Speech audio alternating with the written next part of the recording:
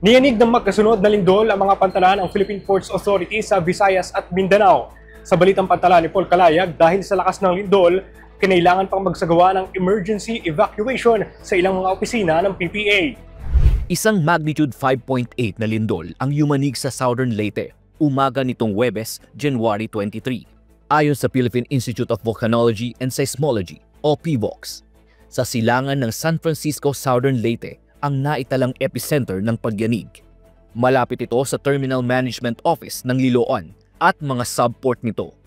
Ulat ng Port Management Office ng Eastern Leyte Samar, naramdaman ang Intensity 5 o malakas na pagyanig sa Liloan Ferry Terminal, Liloan Municipal Port, San Ricardo Port at San Juan Port. Dahil sa lakas ng pagyanig, pansamantala munang isinara ang Liloan Municipal Port na isang cargo port.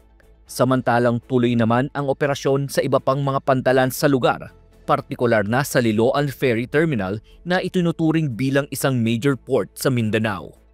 Wala namang naitalang pinsala sa mga nasabing pantalan sa Leyte, bukod sa ilang mga bitak na nakita sa Liloan Municipal Port.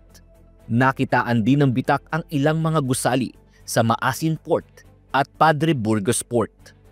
Samantala, kinailangan namang magsagawa ng isang emergency evacuation sa Port Management Office ng Zamboanga matapos maramdaman ang malakas na pagyanig sa Zamboanga City.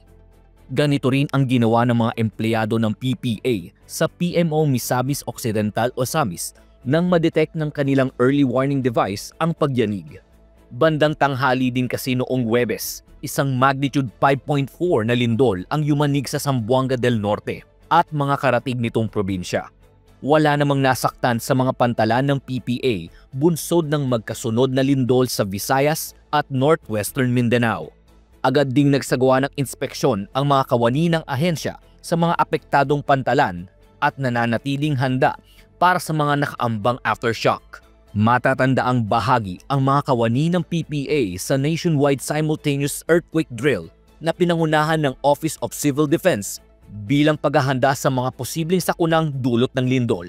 Paul Calayag para sa PPA TV.